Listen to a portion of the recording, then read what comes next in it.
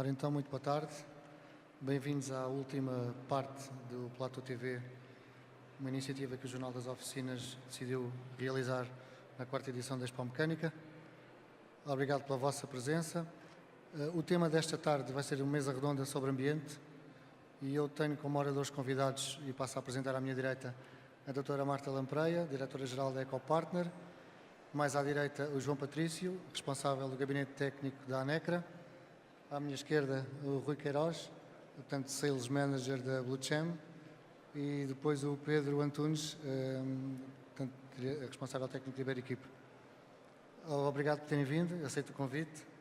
Eu começava pela senhora presente, perguntando-lhe,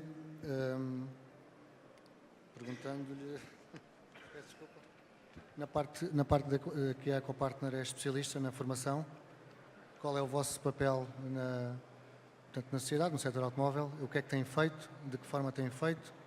Fala-nos um bocadinho sobre aquilo que fazem. Sobre formação. Formação. Não, está ligado.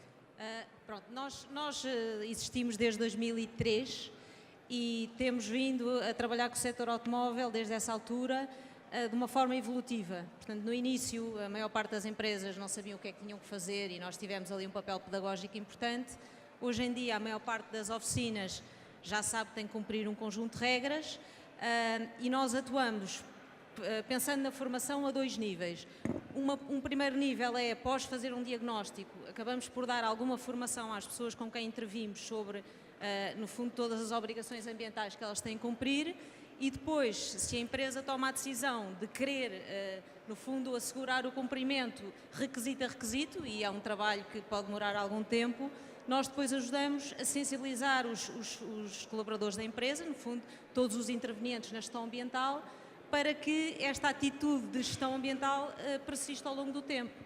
É fácil colocar contentores e pedir aos intervenientes que separem os resíduos numa primeira altura, está tudo entusiasmado, mas é muito difícil que estas práticas se mantenham durante anos, não é? E que continuem a separar os resíduos como deve ser, continuem a ter cuidado com derrames, continuem a não contaminar desnecessariamente resíduos com práticas muito simples, por exemplo, apanhar derrames com cartão em vez de colocar uma aparadeira debaixo do carro. Portanto, há um conjunto de práticas e é importante haver da nossa parte uma sensibilização que tem que vir de cima e, no fundo, a gestão da empresa tem que ter, no fundo, tomar a decisão de que quer que a oficina seja amiga do ambiente e depois passa para baixo.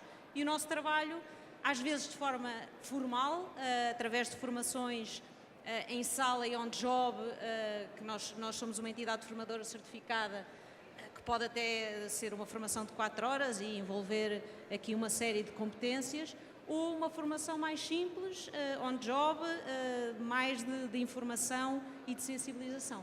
Mas sentem, antes de passar a palavra ao João, sentem que têm feito mais formação ultimamente do que no início da vossa atividade? Sentem que as empresas estão mais sensíveis a essa questão? Formação formal, propriamente dita, eu acho que nós fazemos alguns cursos por ano, mas eu diria que a formação que fazemos no nosso dia-a-dia e no acompanhamento que damos ao nosso cliente tem muito mais impacto e é muito mais expressiva. Nós, em cada visita comercial que fazemos, ou técnica ou comercial, acabamos por dar formação, seja numa visita de prospecção, onde fazemos um diagnóstico e explicamos ao dono da empresa, ao gestor pós-venda, tudo o que tem que ser cumprido, até a outras de acompanhamento em que temos que, no fundo, zangar-nos, entre aspas, com aquele mecânico que não separou bem os resíduos ou com a senhora da limpeza que mistura tudo no fim. Portanto, respondendo à sua pergunta de forma direta, sim, temos feito mais formação, mas talvez não tanto com o formato normal, não é? Muito obrigado, João. Da experiência que tens, que não é pouca, eu diria que obrigações ambientais as oficinas, em particular, têm de ter. Elas estão conscientes disto, há muito trabalho a fazer, vocês têm feito muito trabalho.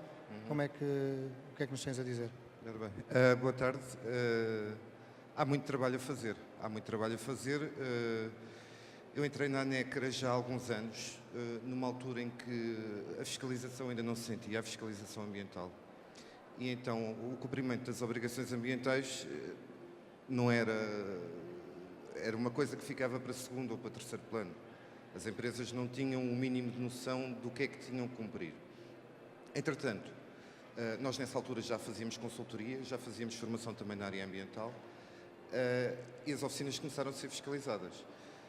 Nessa altura, parece que de repente toda a gente queria saber tudo. E bem, as pessoas procuravam-nos e às vezes no telefonema um associado nosso dizia: diga-me tudo o que eu preciso de saber para que, se tiver aqui uma fiscalização, não possa ser autuado. Na altura as coisas eram relativamente simples, nesta altura em que a doutora estava a falar, 2003, porque não havia assim tantos diplomas legais na área do ambiente. Hoje em dia há muito mais diplomas legais e ainda por cima eles cruzam-se. Temos que depois procurar pôr toda a legislação no terreno, o que também não é fácil.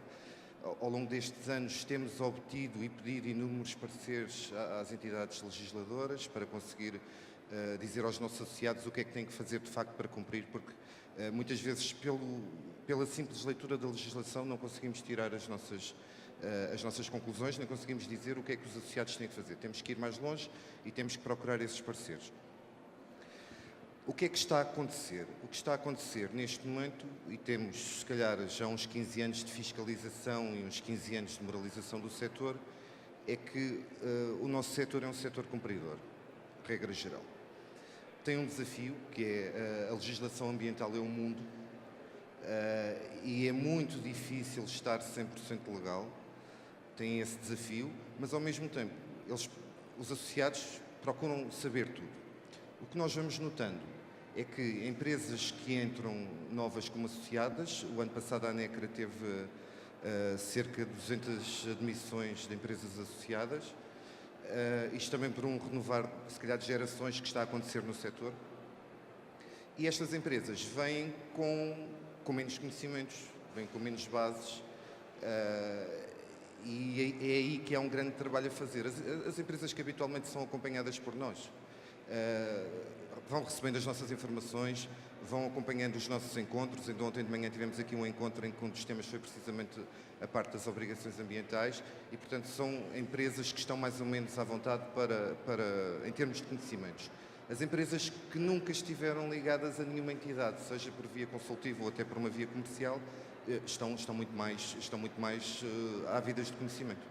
Mas quando dizes que é muito difícil cumprir tudo do ponto de vista ambiental, falas da questão comportamental ou falas também dos custos que estão associados a isso? Porque ser ambientalmente exemplo custa dinheiro, não é? Ambas as coisas. A legislação ambiental é muita e portanto, as empresas ou estão constantemente à procura de informação e terem a certeza que têm essa informação atualizada.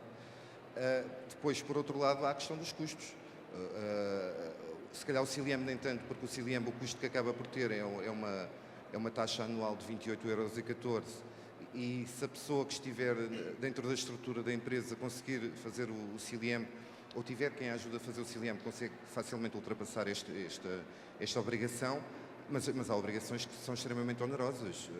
Nós tivemos o exemplo em 2004, quando houve as novas normas para as chaminés de pintura, em que empresas tiveram que alterar profundamente a sua secção de pintura e tiveram custos aqui. Quer dizer, por vezes estas obrigações acabam por traduzir-se muito elevados. E depois, estamos a falar, na maior parte das oficinas, são pequenas estruturas, até 5 trabalhadores. Nós temos o nosso inquérito de conjuntura que nos diz que 60% das empresas no país têm até 5 trabalhadores. E, obviamente, que terá que haver uma pessoa lá dentro que vá dominando mais ou menos a área das obrigações ambientais. Isto não deixa de ser um custo também. Obrigado. Rui. Olá, boa tarde. Boa tarde, obrigado por teres vindo. O Rui representa, portanto, o único fabricante nacional de AdBlue genuíno. Exatamente, da O que Blue é que Shell. é, no fundo, o que é isto do AdBlue? Há muitas pessoas que acham que o líquido é azul, ele nem sequer tem cor. Fala lá um bocadinho sobre o próprio produto em si e já lá iremos depois às outras questões. Efetivamente, o AdBlue não é azul, é perfeitamente transparente. É um produto que pretende minimizar a emissão de óxido de azoto, que é um subproduto, enfim, bastante nocivo, resultante da combustão diesel, que se usa cada vez mais. Portanto, ele nasceu para que os veículos pudessem cumprir a norma Euro 6, não é? Quer pesados, quer ligeiros. Já vem desde a Euro 4, o AdBlue nasceu para ajudar a cumprir a norma Euro 4, Euro 5 e Euro 6, que agora é bastante mais exigente em termos de emissões. Mas o que o AdBlue permite, na verdade, é que sejam reduzidos portanto, a emissão de dióxido de azoto, que é um dos principais causadores do efeito de estufa, entre Também, outros, não é? Também. É um deles. Exatamente, mas antes de chegar ao efeito estufa, todos nós respiramos nas filas de trânsito, em que sempre estamos, não é? Todos, respiramos esse óxido de azoto. Portanto, o AdBlue pretende minimizá-lo e consegue-o. É uma das duas tecnologias que ajuda a minimizar. Existe a tecnologia SCR, que é conhecida também como o AdBlue, e existe a tecnologia EGR, como a muito conhecida válvula EGR, que incorpora mecanicamente os motores diesel. E depois temos os filtros de partículas, não é, Pedro? Um tema que tu dominas, que tu gostas. O que é que importa dizer sobre os filtros de partículas? Há muitas pessoas que podem ainda não ter a noção da importância desse componente. Sim, boa tarde. Realmente os filtros foi um primeiro passo no controle ambiental a nível diesel, juntamente também com a válvula GR, mas os filtros tiveram uma grande importância, nomeadamente a partir da norma Euro 5. Basicamente, resumidamente, o que fazem uma prisão de partículas formadas por compostos de diesel não queimados e óleos provenientes da combustão do motor, e retém essas partículas durante um certo volume. Depois há um processo automático, ou passivo ou ativo, da parte da unidade de controle do motor, que gera uma combustão do depósito que é criado, que cria uma substância que deixa de ser tão prejudicial à saúde como é o caso se não tivéssemos o filtro. As partículas são cancerígenas, portanto, são alojadas dentro do nosso organismo e obviamente o filtro está lá para proteger. Estamos a falar das PM10, não é? Exatamente, sim. Mas basicamente o que faz um filtro é quando atinge uma determinada saturação, Sim. Tem que haver uma queima a uma determinada temperatura que Sim. as elimina, digamos. Exatamente. O processo é esse. Há uma aglomeração de partículas, depois há um processo automático de queima durante, obviamente, nas condições favoráveis para tal. O carro tem que circular em determinada quilometragem por hora durante um certo tempo para fazer esse processo. Portanto, são processos que levam temperaturas mais elevadas no sistema e o carro tem que estar em deslocação para não haver um perigo, por exemplo, de incêndio. Se o carro estivesse parado, fazer uma regeneração de carro parado, obviamente é perigoso. Mas estamos a falar de temperaturas na ordem de 600 graus, Sim, mais ou menos? 650, mais ou menos. Mas isso depois obriga durante esse período portanto, a um consumo de combustível superior durante esse período de queima. Isto é verdade ou é mito? Sim, muitos dos sistemas utilizam um débito superior de combustível para aumentar a temperatura de combustão e também ajudar na regeneração. Mas há outros fatores, por exemplo, a válvula GR também é importante, o catalisador antes do filtro de partículas também é importante, porque para fazer uma regeneração é utilizado NO2, ele é gerado no catalisador pré-filtro. Há uma série de fatores, mas sim, há um aumento naquela fase de regeneração, ou na preparação da regeneração, há um aumento do combustível. Obrigado, Pedro. Doutora Marta, na questão dos resíduos, as principais preocupações que uma oficina deve ter na separação dos resíduos, portanto, quais são as obrigações que ela tem de ter legalmente, ou tem de cumprir, para que não seja abraços com problemas de fiscalização e depois, posteriormente, coimas. A nível dos resíduos, é importante fazer um bom diagnóstico, e o diagnóstico é que resíduos é que são produzidos, que características é que têm os resíduos que são produzidos e que quantidade é que é produzida. A partir do momento em que temos este diagnóstico feito, e as oficinas, eu diria que não há muito que inventar, não é? Está mais ou menos tipificado. Depois é importante criar condições junto dos postos de trabalho para que os vários resíduos sejam acondicionados. Há oficinas que optam por ter apenas um ecoponto no exterior. Eu acho que é pena que não haja condições junto de cada posto de trabalho para que os resíduos possam ser acondicionados logo, porque isso minimiza, de facto, as misturas. Portanto, a partir do momento em que estão criadas condições para os resíduos serem separados, é preciso que quem os produz os separe.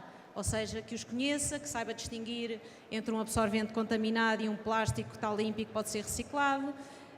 E, de facto, se houver misturas, podemos estar a contaminar um resíduo que podia ser reciclado com uma contaminação, faz com que esse resíduo passe a ser um resíduo perigoso.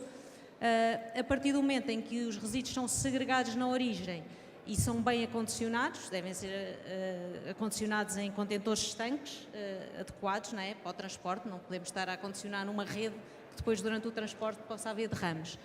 Depois é preciso escolher um operador de gestão de resíduos que tenha licença e as licenças são atribuídas por código, deve ser verificado se aquele resíduo que tem aquele código está incluído na licença do operador que eu escolhi. Há operadores, por exemplo, que são operadores apenas para sucata e esses operadores, se não tiverem códigos de resíduos perigosos, não podem levantar os resíduos perigosos, porque estão a recolher um resíduo que não está na sua licença. É importante também verificar que a licença do operador que eu estou a escolher está dentro da validade e tem os códigos que eu pretendo. Depois, quando eu preciso de recolher resíduos, eu tenho que emitir guias de acompanhamento de resíduos, que neste momento ainda são base papel, futuramente serão digitais. Essas guias são emitidas em 3 vias. A primeira via deve ficar arquivada na oficina durante o tempo suficiente até que a terceira via, que é a que vai para o destinatário, seja devolvida com o carimbo e com o peso final, e esta documentação deve ser arquivada durante 5 anos, e é que nos permite depois fazer as comunicações obrigatórias à Agência Portuguesa do Ambiente. E a partir do momento em que os resíduos são bem acondicionados, são transportados e são encaminhados para destino final e é-nos devolvida a guia, eu diria que podemos ficar descansados até à data em que temos que fazer o mapa anual de resíduos junto à Agência Portuguesa do Ambiente. Não é muito complicado, é preciso seguir estes passos e penso que a partir daí podemos ficar descansados. Vocês ajudam as empresas, na verdade, ou as oficinas a terem esse método de identificação, portanto, identificar o contentor por tipologia e cor. Sim. Vocês fazem esse processo, não é? Nós fazemos, depois há aqui alguns pormenores que eu não falei, mas que são importantes. Os contentores devem estar bem identificados. A etiqueta de identificação dos contentores deve ter o código do resíduo e, se possível, umas breves instruções de segregação para que quem esteja a depositar os resíduos no contentor, se tiver alguma dúvida, possa rapidamente esclarecer. Eu diria que não é muito complicado, é preciso pensar um bocadinho no sistema. Vale a pena pôr contentores por posto de trabalho, vale a pena pôr contentores numa zona que é comum uma série de postos de trabalho. Quem faz a transferência desses contentores de posto de trabalho para o contentor, para o ecoponto onde é feita a recolha, também deve ter conhecimentos a nível de gestão de resíduos, para que não haja misturas. Não é nada muito complicado, mas é preciso seguir um método para que as coisas funcionem, não é? Obrigado. Eu já volto a si para falarmos das guias de acompanhamento de resíduos, mas agora passava a palavra ao João, perguntava-te se... Mas isto há legislação ambiental, não é? Portanto, para cumprir isto tudo, é porque as leis estão criadas e estão explícitas ou não, depois cabe também a vós esclarecerem as oficinas. Qual é a lei? Qual é a dificuldade na interpretação da lei? O que é que nos tens a dizer sobre isso? Há poucos princípios da gestão ambiental que estejam escritos com as letras todas na legislação. Eu recordo, por exemplo, quando a fiscalização começou, nós tínhamos um decreto-lei que era o 239/97, que tinha, se não me engano, no seu artigo 5º, que o produtor era responsável pelo destino final dos resíduos. Isto é aquele tipo de texto que pode passar despercebido a alguém que o lê na diagonal. Mas depois as empresas eram multadas, com multas na altura ainda em contos de valores mínimos de 500 contos, porque não tinham entregue os resíduos às tais entidades licenciadas. Ou seja, há aqui algumas coisinhas que poderiam estar muito mais clarificadas na legislação. Eu queria dar um exemplo que é uma das questões que nos são muito típicas também, as questões que os associados nos colocam. A devolução de peças usadas aos clientes. Isto é uma coisa que não há nenhuma oficina que nunca tenha passado por isto. Em alguma altura, um cliente virou-se para o reparador e disse: o senhor substituiu-me estes componentes e agora eles são meus, já os tinha pago da outra vez, paguei agora os novos, agora vou levar os meus componentes. Pronto. Isto é um aspecto que na legislação ambiental não aparece clarificado em lado nenhum, que um cliente de uma oficina não pode sair da oficina com as peças que foram substituídas da sua viatura, mas que, se nós formos a ver toda a legislação ambiental, chegamos à conclusão que isto é uma situação que não pode acontecer se essas peças substituídas forem resíduos. Isto porquê? Porque o cliente final não é um transportador, o cliente final não vai poder depositar as peças substituídas num caixote de lixo de resíduos urbanos, poderá ter que se inscrever no CILIAMB, o próprio cliente final poderia ter que se inscrever no CILIAMB para registar essas quantidades de resíduos que está a trazer da oficina, e mais, não poderia ser da oficina sem uma guia de acompanhamento de resíduos, ou seja, no fundo há uma série de coisas que acabam por dizer que, sim senhora, os resíduos, as peças substituídas que sejam resíduos, não podem sair da oficina. Agora, não há nada na legislação que acabe por dizê-lo de uma forma direta e clara. Pronto, isto é transversal a quase todas as áreas das obrigações ambientais. Já que falas em obrigações ambientais, existem garantias, portanto, que têm de ser asseguradas, não é? Fala-nos um pouco sobre isso. Estamos a falar da garantia financeira. Sim. A Quais são elas já agora? Sim. A garantia financeira de responsabilidade ambiental surge num decreto-lei que foi publicado em 2008 e tornou-se obrigatória a partir do dia 1 de janeiro de 2010. Estamos a falar do 147? 147 de 2008, Ok. exatamente. Nunca ninguém ligou muito a isto, nos primeiros tempos. As pessoas começaram a ligar a isto de há 3 ou 4 anos para cá. E porquê? Porque a garantia financeira, que pode ser um seguro de responsabilidade ambiental, quando tudo isto começou, a generalidade das seguradoras não quiseram saber disto, ou pelo menos aparentaram não querer saber deste produto. As empresas que tinham que cumprir esta obrigação não quiseram também saber de que forma é que podiam cumprir este decreto-lei, mas de repente isto começou-se a tornar um bocadinho conhecido. Começou-se a tornar conhecido porque houve alguma pedagogia que foi feita pelas entidades fiscalizadoras sobre este diploma e então começaram-se a criar produtos e a criar soluções para a garantia financeira de responsabilidade ambiental. Uma questão que é típica por parte das empresas, ou um mito que existe, é que esta garantia financeira de responsabilidade ambiental pode ser resolvida se a empresa tiver um seguro de responsabilidade ambiental. O que há aqui a dizer é que sim, pode ser resolvida se a empresa tiver o seguro, mas o seguro é uma das 4 possibilidades de dar cumprimento à garantia financeira de responsabilidade ambiental. São 4 hipóteses: é um seguro, é uma garantia bancária, é a participação em fundos ambientais e depois há uma 4ª possibilidade, que é a reserva de capitais próprios por parte da empresa. O que a maior parte das empresas do setor estão a fazer estão a optar ou pela primeira ou pela última, ou pelo seguro ou pela reserva de capitais próprios. Isto porque, como a legislação previa a publicação de algumas portarias que viessem completar este Decreto-Lei 147 de 2008, que entretanto até já foi alterado, a legislação previa isso e essas portarias nunca foram publicadas e, portanto, não existem valores mínimos para a responsabilidade ambiental, para essa garantia financeira. Há seguros, a ANECRA inclusivamente tem um protocolo que tem uma oferta de um seguro que tem uma cobertura mínima de 300 mil euros por ano e há muitos associados que vão por esta via do seguro. Há outros associados que consideram que isto é mais uma forma é mais um imposto e tentam fugir a mais custos e então optam pela reserva de capitais próprios, que no fundo passa por ser uma declaração da empresa, uma declaração do técnico de contas, que diz que a empresa tem disponível um valor de X para fazer face à reparação de um eventual dano ambiental que eventualmente possa surgir, e a fiscalização até hoje tem sido sensível à existência dessas declarações. Não existe um valor mínimo, mas a Agência Portuguesa do Ambiente acaba por dizer que cada um é responsável por quantificar os riscos da sua atividade e por quantificar os custos da reparação dos danos associados a esses riscos. Mas isso é um bocado... Mas como é que podes quantificar? Portanto, o que diz é como é que se pode atribuir um valor para repor o estado natural de um problema que ocorreu, que não se pode voltar a repor o estado natural? Quer dizer, qual é o valor, na verdade? Daí a dificuldade em aplicar esta legislação. Há um outro setor de atividade que não está diretamente ligado connosco, que fez um trabalho muito profundo nesta área e foi muito longe, mas depois o trabalho final que foi apresentado depende dos pressupostos, ou seja, eu, reparador, vou dizer que ter um derrame de óleo pode ser um risco de uma vez em 30 dias, e depois quem é que vai dizer se esse pressuposto está correto ou se está errado? Ou seja, estamos aqui numa base muito subjetiva. Doutora Marta, queria Posso partilhar só aqui a experiência que nós temos nesta área. Eu concordo que este tema, quando apareceu, de facto trouxe aqui dificuldades acrescidas às empresas, mas na prática hoje em dia a nossa abordagem é muito pragmática, que é, vamos primeiro atuar para mitigar o risco.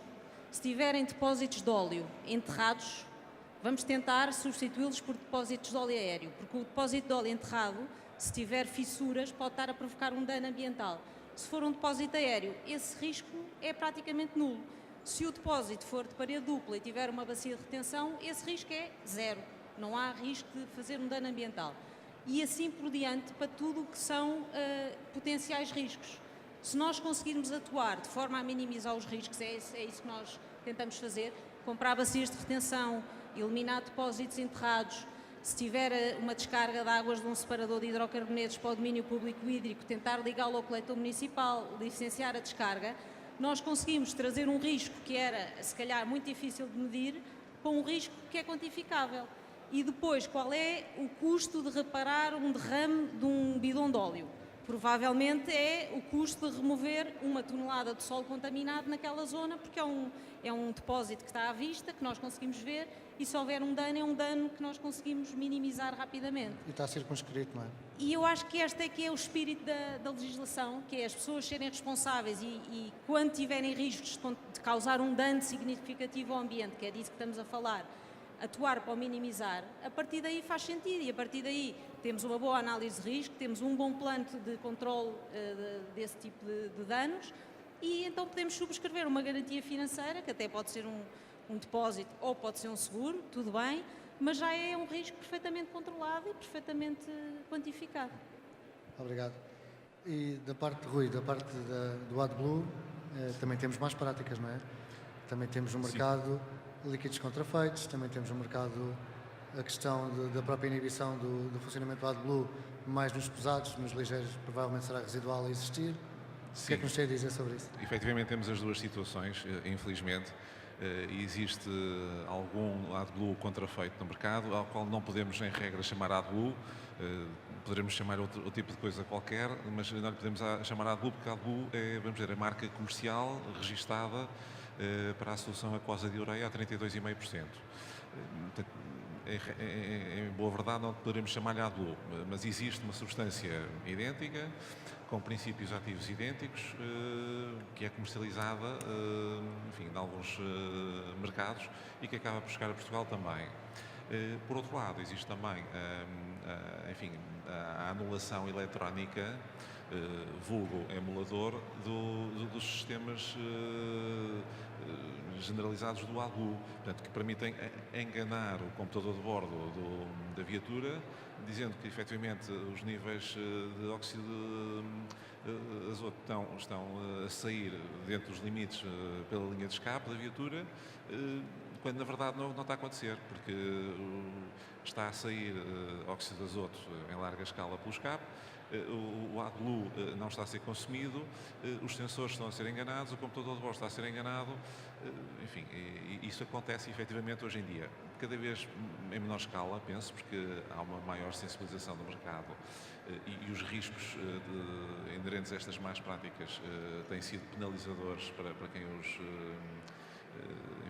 quem os pratica, na verdade, porque acaba por pôr em causa componentes eletrónicos, componentes mecânicos da viatura e, portanto, acaba por haver ali uma maior dificuldade e daqui, na verdade, o risco não compensa, de forma alguma.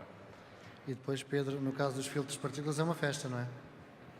Bom, eu estive a ouvir e realmente acho que temos que falar sobre o porquê este problema. Porque este problema do sujar, do deixar aqui para o chão, do remover, isto tem a ver muito com a formação, a sensibilização do técnico quando está a trabalhar numa oficina. Eu acho que estamos no ano 2017. Estamos no ano 2017. Eu penso que falar sobre sensibilização ambiental ou correção de maus hábitos já foi falado durante estes anos todos, até quando a legislação saiu.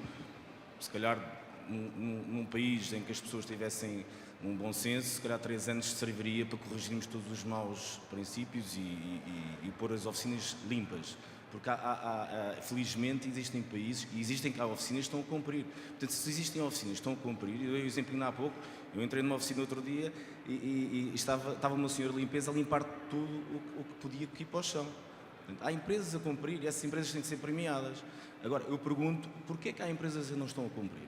Porquê é que há empresas que não têm qualquer tipo de preocupação, deixou cair o óleo para o chão, em vez de apanhar logo? Porque é que continua-se uma lei que proíbe fumar dentro da oficina, beatas, continua-se a deitar as beatas para o chão? Isto é um caso real, porque eu visito oficinas frequentemente e isto, infelizmente, eu encontro muitas oficinas assim. No caso da manipulação, também, eu discordo um pouco de ter dito que existe uma tendência de diminuição da manipulação. Não é isso que eu constato. Eu constato que cada vez mais há uma manipulação, cada vez há um aumento de manipulação, porque, voltamos às bases, não há um conhecimento do funcionamento do sistema. Não, as pessoas não sabem para que é que serve nem o filtro de partículas, nem uma válvula EGR. Dizem que a EGR é a recirculação dos gases de escape, ponto. Sabem isso. Agora, qual é o efeito da EGR na diminuição, por exemplo, nos óxidos de nitrogênio? Não têm esse conhecimento. E por não terem o conhecimento, ou seja, o retirar por não conhecer, às vezes, não está lá a fazer nada, para que é que eu vou mantê-lo? Eu acho que faz muita falta. Eu acho que tem que haver aqui uma associação, uma união, ou de fornecedores, ou de quem intervém nas oficinas e quem faz a formação, de certa maneira, passar esta mensagem de que o que estão a criar é um planeta mais sujo. Ponto. E é importante referir isto, ou seja, retirar os filtros de partículas é um hábito. Quem anda no para-arranca, entopa o filtro, é um hábito.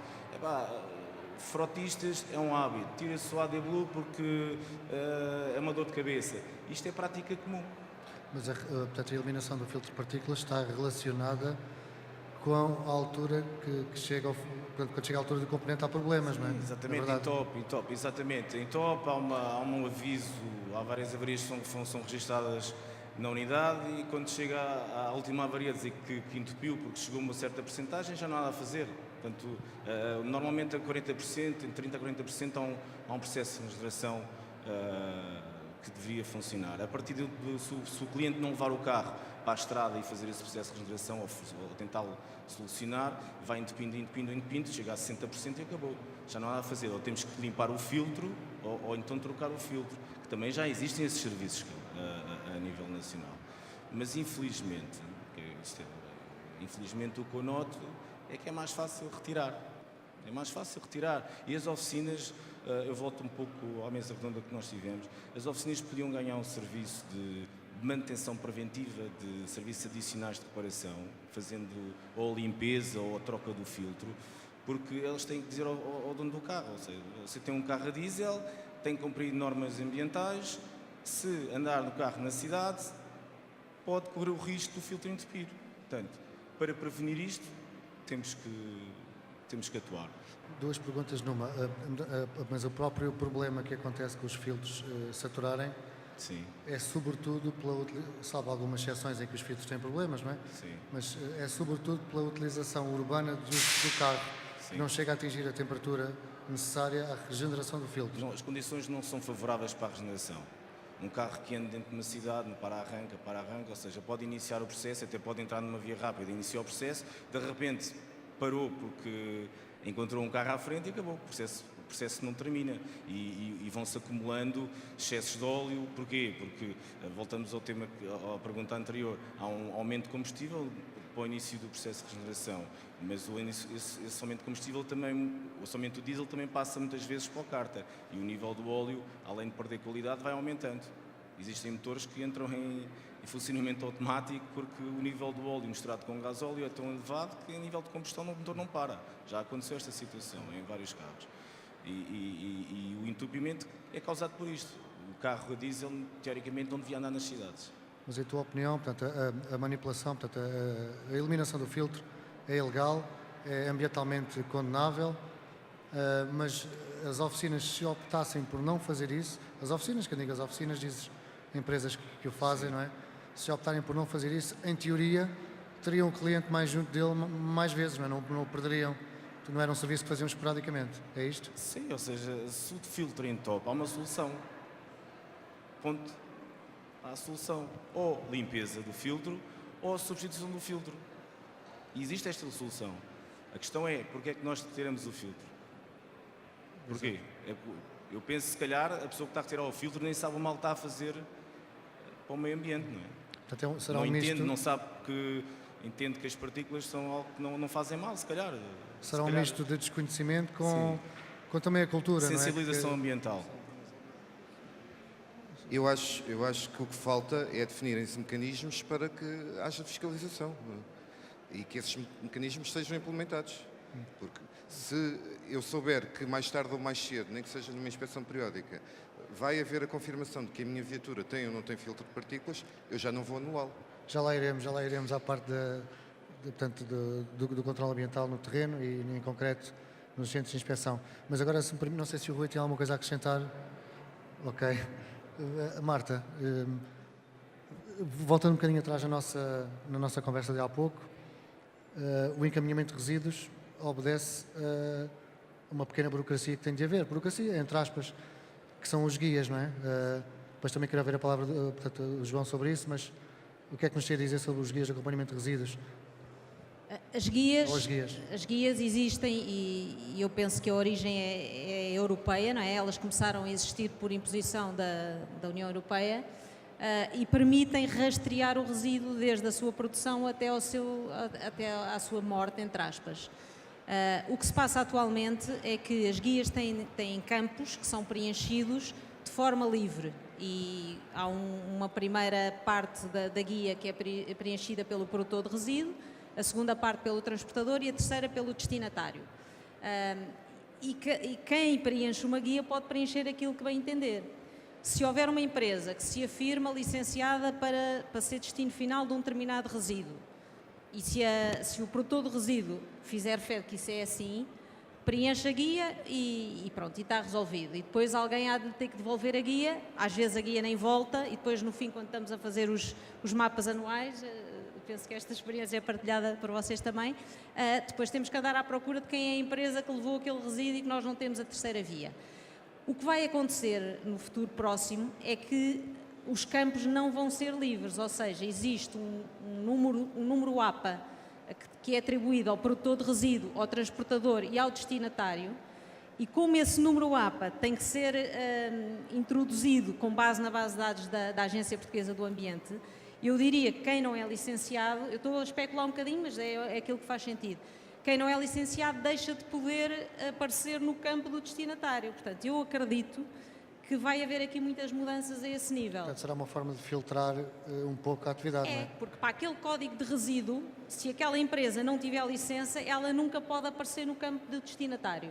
E penso que isto vai facilitar bastante. E outra coisa que vai ser diferente é que as guias, uma vez emitidas, foram emitidas e existe um registro. Hoje em dia há guias que são emitidas, o que a lei diz é que o resíduo, quando é transportado, tem que ser acompanhado por uma guia. Imagine, se for preenchida uma guia para transportar um determinado resíduo, mas durante esse transporte não houver nenhuma fiscalização, aquela guia, se desaparecer, ninguém vai dar por falta dela. Enquanto que se emitirmos uma guia e essa guia ficar registada na plataforma da APA, essa guia existe e se for anulada tem que haver uma razão para a sua anulação. Portanto, eu acredito que as práticas de gestão de resíduos dentro de pouco tempo vão ter que ser alteradas para melhor, não é? E eu tenho muita esperança que isso aconteça a curto prazo. Muito obrigado. João, concordas com a leitura ou com a opinião da Marta? O que é que acrescentas? Concordo absolutamente. Eu acho que a implementação das guias de resíduos eletrónicas vem ajudar os operadores. Nós temos... Eu acompanho o CILIEM de muitas empresas nossas associadas, mas estamos a falar de centenas. Acompanho os CILIEMs que elas vão entregando. E nós temos empresas que, quando trabalham com aqueles operadores mais conhecidos ou com os operadores que nós sabemos que estão devidamente licenciados e que fazem as coisas de uma forma correta, essas empresas nunca têm problemas. Nunca têm problemas porque têm a guia, já sabem que no prazo dos 30 dias recebem a cópia da guia assinada e carimbada pelo destinatário, é uma questão de aguardar, e essas empresas nunca têm problemas. E estamos aqui a falar, se calhar, de 90% das empresas, mas o pior é as outras. Não só pela questão dos destinatários, mas até muito pela questão dos transportadores. Ainda há muita gente com carrinhas a parar às portas das oficinas e a pedir para levar metais e baterias, principalmente, que são os resíduos que têm um valor positivo. E muitas vezes os empresários, perante uma recolha de resíduos tão facilitada, o homem está ali com a carrinha à porta, predispõe-se a carregar tudo, ainda oferece mais qualquer coisa pela quantidade de material que vai levar, as pessoas acabam por aceitar. E depois lá está, esta pessoa preenche metade de uma guia, preenche a primeira parte com o nome da oficina, a segunda parte com o nome dele, e não preenche mais nada. E depois a cópia dessa guia carimbada pelo destinatário, muitas vezes, para não dizer a maior parte, acaba por não voltar à oficina, acaba por não chegar à oficina, e então é uma carga de resíduos que saiu da oficina que, entre aspas, é perdida, é desconhecida, que nem sequer pode ser registada porque não sabemos para onde é que ela foi. E lá está, é um motivo que pode levar a um levantamento alto com um valor muito, muito elevado. Estamos a falar de que valor, João? Desculpa. Se estivermos a falar de uma infração ambiental grave, para uma empresa começa nos 12.000 euros. E vai até aos Não sei o valor máximo porque nem vale a pena pensar nisso. Mas, 500 mil para cima. não tanto, mas 12.000 euros de valor mínimo já é um valor que justifique ter atenção com isto. Eu aqui há uns anos tive um associado que foi autuado precisamente por este motivo e depois ele a falar comigo disse-me eu entregava os metais aos meus empregados, eles vendiam os metais e depois no fim faziam um jantar. Quer dizer, esta pessoa pensava que estava a agir corretamente, que estava a ajudar os empregados, que estava a contribuir para os empregados fazerem um jantar de vez em quando. Não, estava a ter um mau procedimento perante o quadro ambiental que nós temos e acabou por ser autuado por isso mesmo. Ou seja, a guia de resíduos eletrónica vai obrigar a que cada saída de resíduos tenha um destinatário licenciado definido e tenha um transportador licenciado, ou que esteja em condições para fazer esse transporte e que esteja previamente definido. Vamos deixar de ter este tipo de surpresas e na altura do CILIEM, quando olharmos para as guias, sabemos que temos os dados de todas as guias para introduzir. Obrigado. Antes de passar a palavra à ala esquerda, apelava ao teu poder de síntese e explicasse um bocadinho, de uma forma, enfim, simples e resumida, o que é que são estas siglas do CIRER, CILIAM, GAR e GAR, estamos a falar... Ok. Nós estamos aqui a jogar a qualquer coisa, não é? Muito bem. O CILIEMB é a plataforma que existe neste momento para o registro eletrónico de resíduos. O que é que isto quer dizer? Todas as empresas que cumprem um determinado requisito de condições, incluindo empresas que gerem resíduos perigosos, como é o caso dos óleos e das baterias, que são resíduos perigosos, têm que estar registadas nesta plataforma. É uma plataforma da Agência Portuguesa do Ambiente. As empresas registram, identificam claramente a sua oficina, que muitas vezes poderá não coincidir com a sede, identificam a oficina através da sua morada e todos os anos, até ao dia 31 de março, têm que, nessa plataforma, declarar as quantidades de resíduos que movimentaram no ano anterior, sejam quantidades de resíduos que entregaram a entidades licenciadas ou que, não tendo entregue essas quantidades, foram acumulando durante o ano e que ficaram nas instalações para serem entregues no ano seguinte.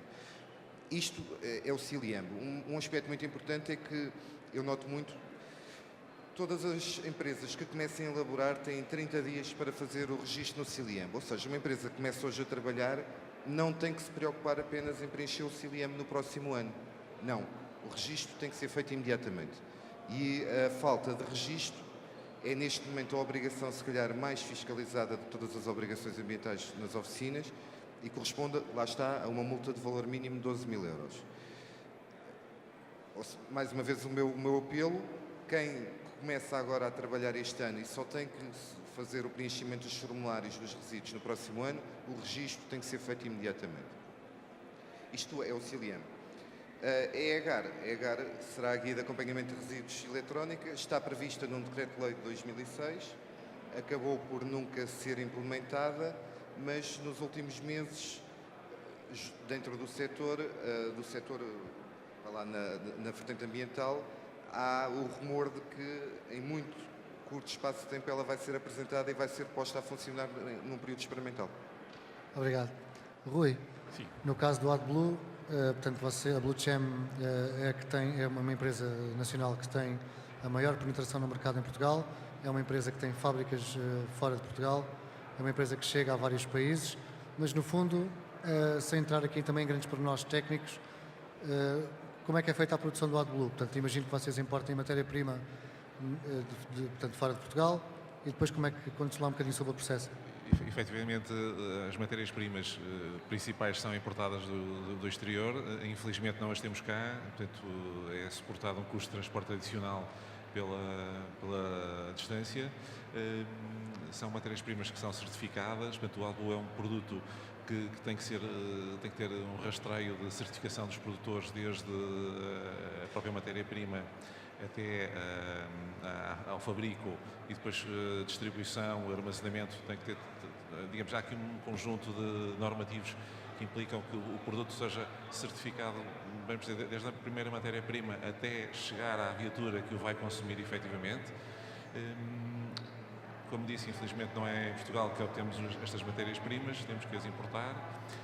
O produto depois é produzido cá e é consumido em larga escala em Portugal. Há uma percentagem cada vez maior, felizmente, que vai sendo exportada para diversos países, Norte da África, África Setentrional também, Espanha, França, Grécia. Já vai havendo, enfim, a exportação deste produto para outros países da União Europeia, essencialmente, mas não só. O abastecimento do AdBlue pode ser feito nas oficinas, pode ser feito pelo próprio proprietário do veículo, em muitos Sim. casos, mas depois temos poucos postos de abastecimento que têm AdBlue à pressão, não é? Exatamente. Efetivamente é um produto que, apesar de já ter mais de 10 anos de mercado, ainda não teve, vamos dizer, o devido carinho pela maioria dos operadores. Hoje podemos encontrar AdBlue nas grandes superfícies, podemos encontrar AdBlue nos postos de abastecimento, embalado, e haverá cerca de, sem qualquer grau de exatidão, mas cerca de meia dúzia de bombas de gasolina, vulgo, que têm pistola para abastecimento de AdBlue, o que torna algo difícil, por vezes, o abastecimento, portanto, pela ausência de mais bombas com pistola para abastecer, torna às vezes difícil o abastecimento por parte do comum utilizador, que não profissional. O profissional normalmente já tem, vamos dizer, uma noção onde é que pode ir buscar, onde é que terá os melhores preços, onde é que terá, enfim, o melhor produto. O utilizador particular, frequentemente, não sabe. E às vezes pode ser efetivamente enganado, comprando um produto que não é o adequado, não tem as características exigíveis para o efeito pretendido de forma global, e também muitas vezes os preços não são os mais convenientes para o utilizador. Antes de passar a palavra ao Pedro para abordarmos a questão da legislação, perguntava ainda ao Rui se importa desmistificar um pouco que o AdBlue é um produto perigoso, oneroso. Importa desmistificar um bocado isso, não é? Que tem uma vantagem ambiental enorme. É assim, na verdade, o produto não é em si perigoso, não tem classificação da ADR, portanto não é classificado como matéria perigosa sequer. É um produto que não causa nenhum problema de maior, não carece de baía de retenção, não carece de depósito com parede dupla, nem nada do género. Na verdade, é um produto que é composto por água destilada, com quase total ausência de minerais e metais e com um pH muito definido. Portanto, não pode ser um refresco, não se pode utilizar aquilo como refresco. Efetivamente, não. E depois é composto por ureia técnica, para o fim exato a que se destina, que é para ter o grau de pureza que se pretende e que seja efetivamente um produto purificador do meio ambiente e não um produto nocivo ao meio ambiente. Portanto, daí a necessidade de ser, digamos, de ter componentes de grande pureza. Portanto, e é um produto que não se mistura com o combustível. Ele é, não se mistura com o também combustível. é um dos mitos que muitas pessoas têm, acham que o AdBlue se mistura com o combustível. Exatamente. Efetivamente, apesar de, em algumas viaturas, o bocal de abastecimento do AdBlue ser exatamente ao lado do bocal de abastecimento do combustível, do gasóleo, no caso, não se pode misturar. Aliás, é daquelas regras básicas. Até porque, assim, a troca digamos, de pistolas numa bomba de gasolina implicaria danos graves, quer para o motor, quer para os componentes que utilizam AdBlue, maioritariamente para o catalisador. O catalisador, levando com gás óleo, iria, enfim, morrer, passa a expressão, definitivamente. Muito obrigado. Pedro, na parte da legislação, isso depois entronca na questão dos centros de inspeção, no controle das emissões no terreno, na questão dos filtros de partículas. O João há pouco falava que se impunha mais legislação da área que tu dominas, e tu vens dos equipamentos de diagnóstico, que tem sido uma área bastante fustigada pela contrafação. Sim. Tem havido várias ações de fiscalização. Extrapolando um bocadinho o teu conhecimento dos equipamentos de diagnóstico para os filtros de partículas, o que é que tu nos podes dizer da imensidão que este tema traz? O que é que disse? Fiscalização. Como é que tem sido feito? Qual é a limitação a nível dos filtros? A limitação, portanto, dos centros de inspeção? Imagino que seja por via da legislação inadequada. Sim, bom, resumidamente, a nível nada está a ser controlado agora. Okay. Nada. Não se consegue controlar qualquer tipo de remoção de um filtro com os valores legais, com os valores que temos neste momento na lei. Existem várias diretivas comunitárias que foram acompanhando as normas Euro, as diretivas comunitárias associadas depois aos Estados-membros para fazer o controle de veículos. Infelizmente saíram várias diretivas, só que Portugal não adotou nenhuma, ou seja, nós estamos a utilizar valores limite de controle de motores a diesel na norma 96, do ano 96. Os motores ainda eram bombas de injeção mecânica, ou seja, não havia optimização nenhuma de combustível, fazia sentido nessa altura, porque os motores a diesel, nós íamos atrás dos motores a diesel, cada motor, cada carro, notava-se perfeitamente. Com a introdução dos sistemas Common Rail e a optimização de injeção, houve uma melhor combustão e já não se via nas normas Euro 3 e Euro 4 os carros a emitir. O problema é que com a introdução dos filtros criou-se o tal problema do entupimento, então retiramos. O que é que se está a fazer neste momento? Está-se a utilizar o opacímetro no centro de inspeções, a medir um valor limite de 3 metros menos 1, em que eu quero só transmitir que bastava cortar o tubo de escape à saída do coletor de escape e posso retirar tudo, o carro vai ao centro de inspeções Passava e na mesma. passa perfeitamente. Não há um carro sem filtro de partículas. Um carro sem filtro de partículas. Obviamente, quando tiram o filtro de partículas, num carro Euro 6 também tiram todo o sistema de AdBlue. Portanto, retiram tudo. Portanto, mesmo com a EGR tapada tudo, retirando todos os sistemas possivelmente controlariam as emissões, eu fiz uma experiência, portanto, estamos a falar de 0,50 metros menos 1. 0,50 em acelerações forçadas. 0,50 com limite máximo de 3. Portanto, passa tudo. O que é que se pode fazer? Pode-se fazer muita coisa com os equipamentos atuais. Deixa-me só abrir um parênteses. Os centros de inspeção estão a cumprir a legislação que têm à disposição. Exatamente. Não estão a fazer nada mais, nada menos do que a cumprir. O problema é que a legislação não está adequada a isto. Está completamente desatualizada. Mas Portugal foi recebendo as diretivas.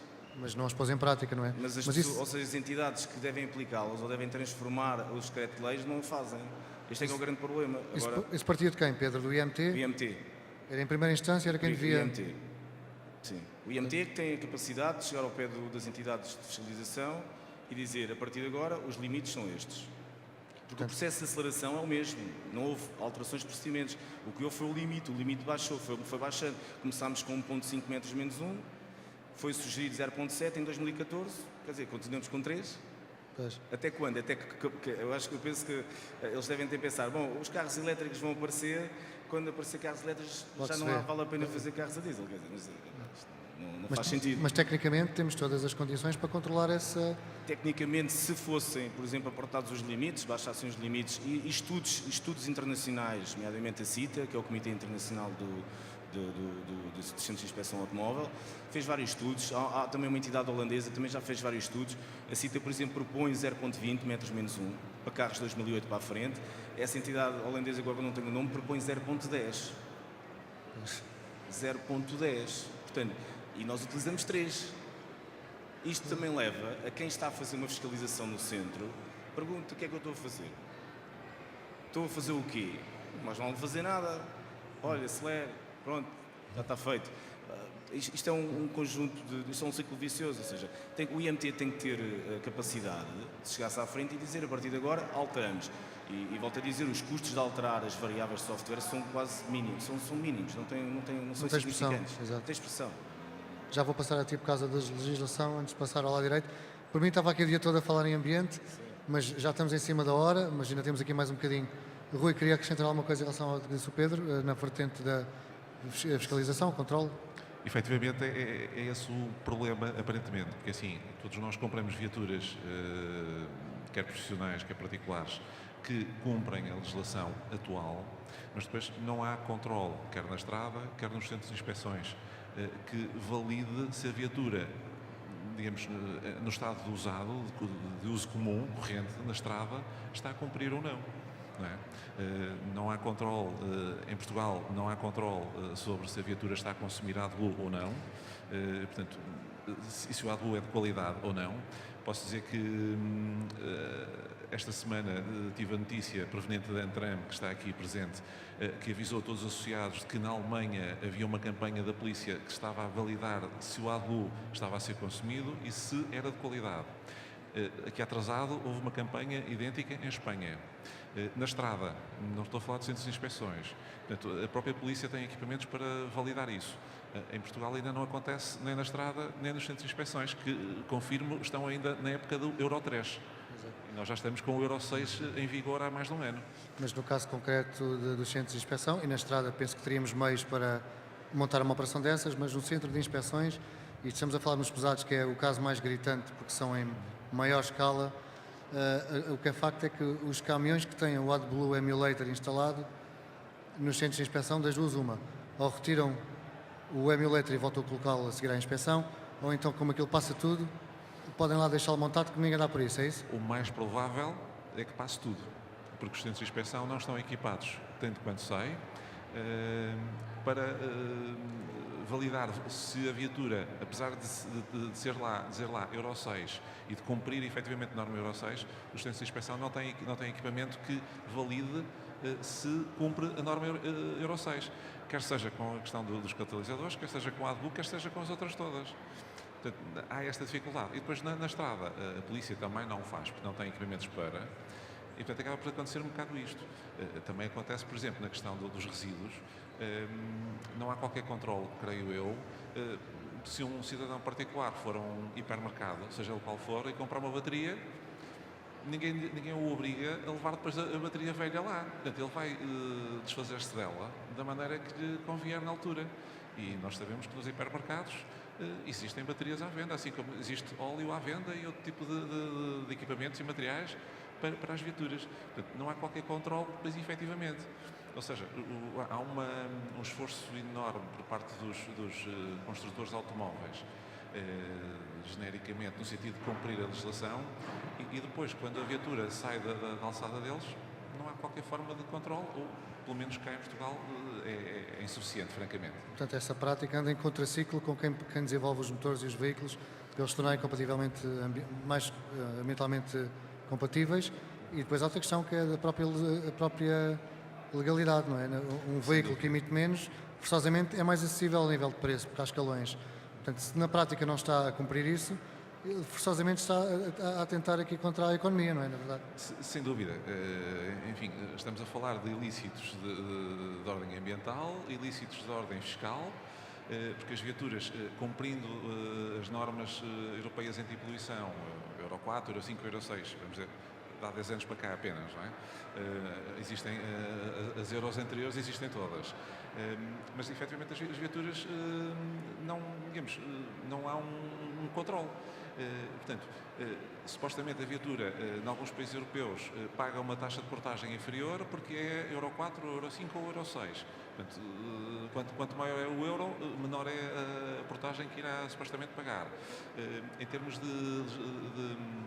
impostos na compra da viatura nova, também são relativamente menores, na medida em que o euro sobe, o número de euros sobe. Mas, na verdade, a viatura, na prática, está a poluir Exato. poucos, não é? Obrigado. E, portanto, é um contraciclo, não é? E se não houver um controle efetivo na prática, enfim, não podemos pôr a legislação toda, podemos chegar ao Euro 20, mas se as viaturas na prática não cumprem, não há muito, digamos, não se consegue nada na prática. Pedro, a terminar a tua intervenção, para eu passar para a Marta e para o João, tu tens conhecimento de ações que têm sido feitas, tem havido fiscalização no terreno, ou vai começar a haver, da parte portanto, dos filtros de partículas mais concretamente. Sim. Portanto, aquela falta de fiscalização que se diz tem tendência a ser diminuída, por um lado, e por outro lado se perguntava se nós temos meios técnicos, mas depois não temos, é da parte do fiscalizador, conhecimento adequado para poder atender a essas questões, não é? Sim, vão-se iniciar ações por parte da polícia em cidades e também utilizando os meios atuais que são utilizados nos centros. E também vão haver intervenientes especialistas no filtro de partículas, produção de filtro de partículas, para também fazer peritagem a veículos. O objetivo é esse, é quantificar, fazer uma amostragem da quantidade de veículos nas cidades que estão acima de um limite que é o esperado. E o esperado aqui seria 0.0 qualquer coisa. Portanto, vamos erradicar a classe taxista das cidades, é isto? Não, vamos tentar transmitir que alguma coisa está mal. Não é erradicar, porque, eu volto a dizer, o problema não é... Porque é que a pessoa que o fez, não é? A pessoa que o fez tem que ser educada, porque o que está a fazer é um crime ambiental. Mas... Portanto, se for o utilizador do veículo, souber que o meu carro está mal e estou a provocar um crime, certamente vou regularizar o meu veículo. Isto seria o mundo perfeito. Mas o objetivo é este, é tentar criar uma amostragem, porque neste momento a taxa de reprovação de diesel a nível nacional é zero. Foi confirmado pelo setor das inspeções, é zero. Portanto, não existem reprovações a diesel. Por via das emissões não existem reprovações? Não existem reprovações a diesel. Mas qualquer veículo passa neste momento, não há nenhum veículo a chumbar a diesel. Só se, em termos visuais, o fumo for de tal alta densidade dentro dos centros de inspeções que aí não há. Mas aí estamos a falar de motores completamente desregulados ou injetor avariado, portanto, mas em situações normais de corte de EPFs ou mesmo sistemas de NOx, portanto, não há qualquer penalização, porque passa tudo. Mas depois no terreno como é que essa ação é feita? Coloca-se o alpacímetro no escape, faz uma aceleração e consegue-se fazer a medição? Fazem as acelerações de acordo com o estipulado, ou seja, tem acelerações muito curtas, em menos de um segundo, para que nós atingirmos o regime máximo do caudal da bomba injetora e aí detectarmos se efetivamente o motor está a conseguir fazer a combustão daquilo que nós estamos a injetar. Isto basicamente o teste ao alpacímetro o objetivo é este. E verificar a medição. E esperar que não seja superior a 0.20, porque os tais estudos internacionais já disseram, acima disto. Pois. Mas há que desmistificar também o facto da tal aceleração nos centros de inspeção, que muitas pessoas não gostam que o técnico faça ao seu veículo, dá a ideia que vai partir o turbo ou o que seja. Desmistifica lá um pouco esta ideia. Sim, isso podia acontecer nos motores antigos. Neste momento os motores têm todos controle de rotação máxima, ou seja, se eu acelerar um veículo 2008 ao máximo, o motor está ali em corte, não deixa passar o redline. Portanto, e o problema nunca é na aceleração do motor, é quando faz o binário inverso, portanto, quando nós desaceleramos. Portanto, uma aceleração rápida, e se o inspetor quiser desacelerar lentamente, pode o fazer, porque nós o que queremos fazer é, durante a aceleração, saber a quantidade de combustível não queimado que sai pelo escape. Basicamente é isso, se torna em fumo. Mas achas que os técnicos que estão nos centros, não estão a proceder muitas vezes, ou algumas vezes, a aceleração de acordo com o que diz, o que está estipulado? Achas que há ali um facilitismo? A minha opinião é o seguinte, o inspetor tem formação técnica para fazer as inspeções, mas quando em prática nota que não faz sentido nenhum o que estou a fazer, não faz sentido nenhum, ou seja, para que eu estou a acelerar de um veículo se o limite é sempre cumprido? Portanto, não faz sentido nenhum. O hábito torna-se numa situação negativa, em que infelizmente existem situações a nível nacional que nem a sonda, posso referir, nem a sonda é inserida dentro do tubo de escape. Isto é infelizmente o que se está a passar nos centros. Ou as acelerações são muito lentas porque não queremos prejudicar a opinião do dono do veículo, ou seja, eu vou acelerando devagarinho e tudo o que é injetado é consumido, portanto não há opacidade, é sempre zero. Portanto, Obrigado, Pedro. Não sei se a doutora Marta ainda tem tempo de acrescentar alguma coisa, se temos de terminar. Só fazer conclusão. A conclusão, portanto, a sua e do João, a parte da fiscalização. Se sabem que existe, quem é que faz? A ASAI, a CEPNA, a BRIPA, quem é que faz esta fiscalização? Se tem havido muito e se não tem havido a que seria desejável? Nós, por alturas, recebemos assim um conjunto de telefonemas de uma determinada zona e já sabemos que está a haver inspeção naquela zona. Ultimamente eu acho que não tem sido tanto assim por zonas, mas temos recebido telefonemas de potenciais clientes, de clientes que foram inspecionados. Acho que a Brigada da CEPNA está muito ativa. A Inspeção Geral do Ambiente é mais para empresas maiores, portanto eu acho que é mais a CEPNA. Mas eu acho que é importante, porque de facto se não houver inspeção deixa de haver incentivo para que se cumpra tudo. Apesar de eu achar que o incentivo devia ser ao contrário, devia ser o querer promover uma cultura de gestão ambiental na empresa, porque isso é uma atitude de cidadania e de responsabilidade. Infelizmente nem sempre é assim que acontece e é importante que haja fiscalização. João. Quem faz mais fiscalização às oficinas é claramente o CEPNA, a Brigada da GNR. Nas cidades, principalmente em Lisboa e Porto, temos uma ação muito forte já da BRIPA, da PSP. Já têm levantado muitos autos e fazem muitas visitas às oficinas. A Inspeção Geral do Ambiente menos, se calhar por terem também menos meios humanos no terreno, muito menos até. E a ASAI, que também poderia fazer alguma fiscalização, por regra, acaba por não pegar muito nas questões ambientais. Agora, a fiscalização é constante e eu ainda esta semana, que coincidiu com a primeira semana em que não se poderiam submeter os formulários MIR, tive se calhar 7, 8 chamadas de associados, telefonemas de associados, a dizerem que tinham sido acabados de ser visitados e que lhes tinham solicitado já o formulário MIR relativamente ao ano 2016, aquele que deveriam ter preenchido até 31 de março. Portanto, isto para dizer que a fiscalização é uma presença constante no nosso setor. Muito obrigado. Vamos ter que terminar por aqui. Eu queria uma salva de palmas para os oradores e muito obrigado.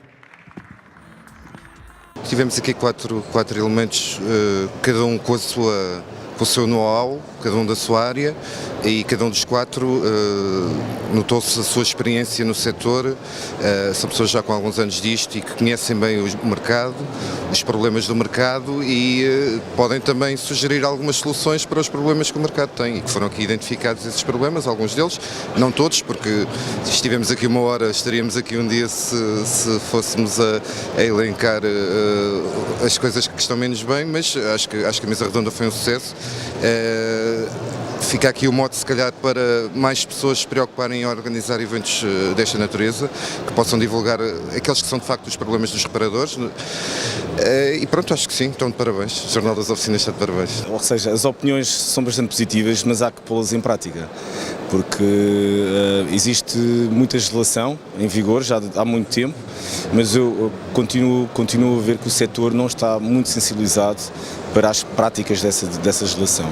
Eu acho que faz falta iniciar então a sensibilização de todo o setor de reparação automóvel para o cumprimento total da legislação e também respeitar basicamente o veículo em si, porque o veículo é produzido com muito esforço pelos fabricantes e de certa maneira o que se está a passar é que a remoção de todos os sistemas de anticontaminação manda por água abaixo todo o esforço de todos os milhares de euros ou milhões de euros desenvolvidos pelos fabricantes. Confirmaram-se aqui enfim, as expectativas, achei que foi extremamente produtivo este platô. Efetivamente, houve aqui opiniões muito válidas e estou plenamente de acordo com a maioria delas. Pareceu-me pessoas enfim, qualificadas e que percebem realmente aquilo de que se está a falar e parece-me que sejam enfim, opiniões muito importantes e a levar em conta para aquilo que se pretende que seja um melhor ambiente, que é um bocado o mote daquilo que estamos aqui a discutir.